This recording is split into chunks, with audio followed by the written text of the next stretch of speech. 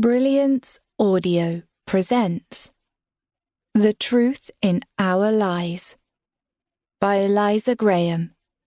Performed by Rachel Beresford. His hair was too oiled, his suit too sharp. I noted the man easing into the refreshment room at Liverpool Street Station as one to cold shoulder.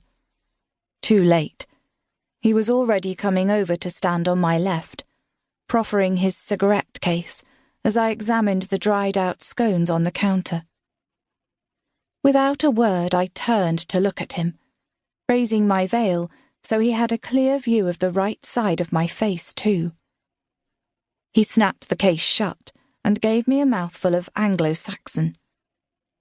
As he walked out, the soles of his shoes beat out a brisk indignation at having been tricked by a female who'd seemed from one side worthy of his attentions. I've changed my mind about the scone.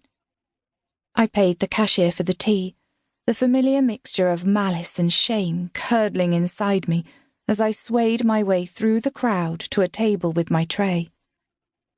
I was returning to my RAF station from leave over Christmas. It seemed half of London was on the move, too. An attempt had been made to decorate the refreshment room for Christmas, but the paper chains were ungluing themselves in the soggy atmosphere. Several had already unravelled and dangled limply from pins stuck into the paintwork. A wag had pinned a small dried-out sausage underneath Father Christmas's nose in the poster on the wall. He looked like a bearded, jollier Hitler. The middle-aged woman sharing my table peeked at my exposed right cheek when she thought I wasn't looking. The skin had lost some of its redness now and was stiffer than it had been in the weeks after the fire. If I touched the cheek, the scar tissue didn't feel like part of me, but like something stuck onto my face. I stared into the cup of murky liquid.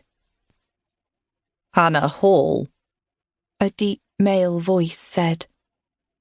Alexander Beatty materialised like Mephistopheles out of the fog of cigarette smoke and steam from the cafe's tea urn.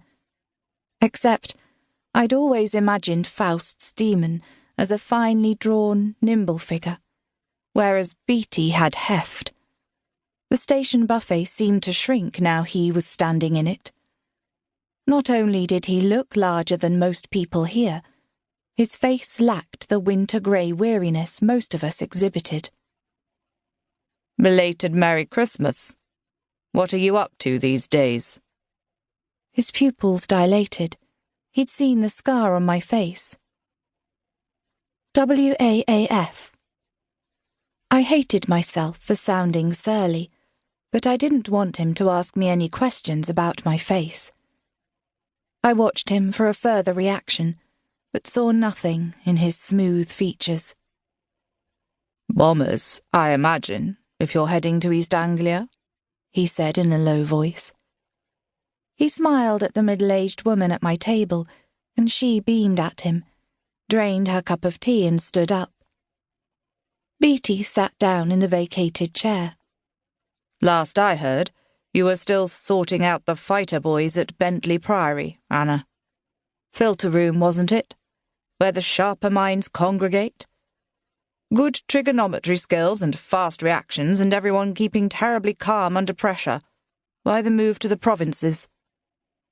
My job in the RAF's most important fighter filter room had indeed been demanding, thrilling, and terrifying.